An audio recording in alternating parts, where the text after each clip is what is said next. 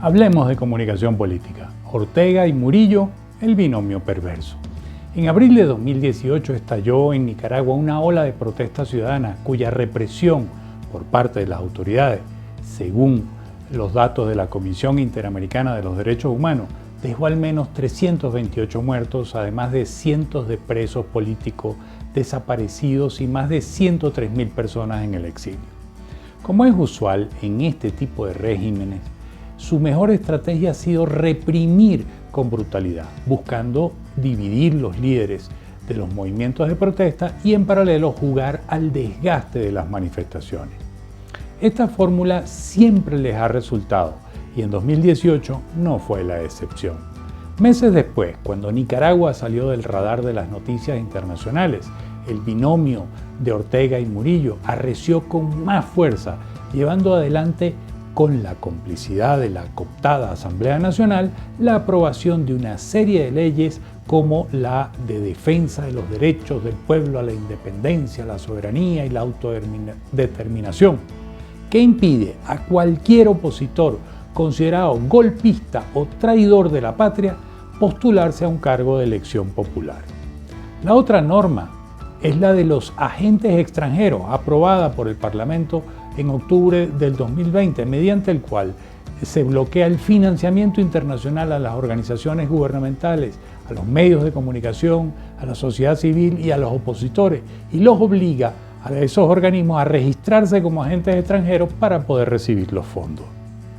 Adicionalmente, en mayo fue aprobada una serie de reformas electorales por la Asamblea Nacional, las cuales permitieron a Ortega y Murillo mantener el control del Consejo Supremo Electoral, además de anular la observación electoral y la prohibición del financiamiento para los candidatos.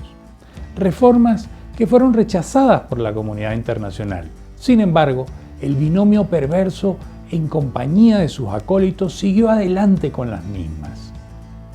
Hoy, al igual que en las masacres de marzo y abril de 2018, continúan actuando con total impunidad, pues saben que no habrá consecuencias adversas. Y es por ello que a 5 meses de las elecciones, donde se pretende reelegirse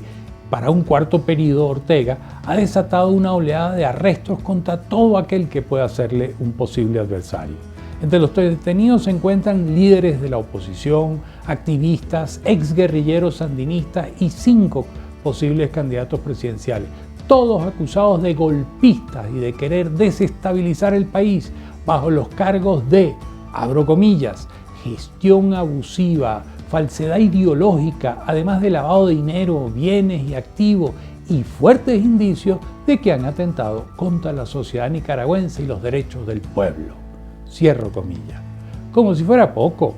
con la incorporación de las leyes de agentes extranjeros y de defensa de los derechos del pueblo a la independencia, imposibilita como candidatos a los opositores que participaron en las protestas de 2018. Adicionalmente, estas reformas electorales dificultan la situación para los opositores, puesto que da discrecionalidad al Consejo Supremo Electoral, manteniendo la partidización del sistema y otorgando a la policía la potestad de la permisología en las manifestaciones. Para blindarse aún más, Ortega y Murillo hacen aprobar en octubre pasado la Ley Especial de Servicios Cibernéticos, DAP, que le da penas de 1 a 10 años de cárcel a todo aquello que el gobierno considere que está distribuyendo noticias falsas en los medios de comunicación o en las redes sociales. La pregunta que surge es, ¿cómo logró el binomio perverso llegar a tales extremos? Una de las respuestas, quizás no sea la más agradable, pero sí la más evidente, es que lo que hoy vive Nicaragua se viene gestando desde hace más de una década, ante la mirada apática de organismos internacionales, junto con la indiferencia de las élites empresariales, económicas, sindicales, académicas y eclesiásticas del país, quienes, ante el avance de la dictadura en formación, se limitaron a expresar su malestar en las redes sociales.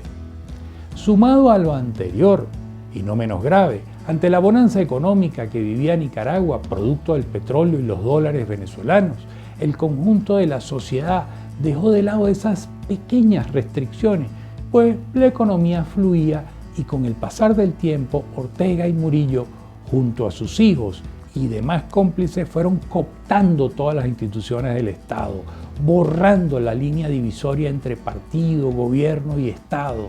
Fueron además adueñándose de los negocios relacionados con el petróleo y otros y estructurando su propio sistema de medios con el dinero producto de la corrupción y eliminando judicialmente a partidos y a opositores. En paralelo, los líderes políticos de la oposición no unificaron criterios ni posiciones, y mucho menos objetivos estratégicos, presentándose divididos ante la sociedad apática que lucha por sobrevivir el día de hoy, mientras que el poder de Ortega y Murillo se creció y hoy los avasalla sin piedad. En paralelo, es vergonzante ver a los países vecinos mirar hacia otro lado, pues dan prioridad a los negocios que mantienen con el régimen nicaragüense o con sus agentes, mientras que los organismos internacionales hacen simples declaraciones y la subsecretaria interina de la Oficina de Asuntos del Hemisferio Occidental del Departamento de Estado de los Estados Unidos,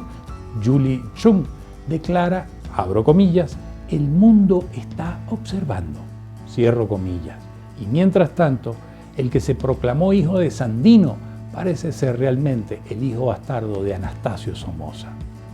Conclusión, la apatía y el alejamiento de la política, junto a lo permisivo de las fuerzas vivas y los ciudadanos, da como resultado lo que sucede hoy en Nicaragua, lo que continúa sucediendo en Venezuela, es decir, han permitido que los inescrupulosos secuestren y se apropien del Estado y que cada día actúen con mayor autonomía e impunidad. La política, nos guste o no, tiene incidencia diaria en la vida de los ciudadanos, y si estos se desentienden de ella, la posibilidad de que los dictadorzos tomen por asalto el Estado es mayor. Bueno, hasta acá la videocolumna de esta semana. Como siempre, será un gusto poder leer y escuchar sus comentarios. Así que no dejen de seguirme en mis redes sociales para que podamos seguir dialogando. Nos vemos.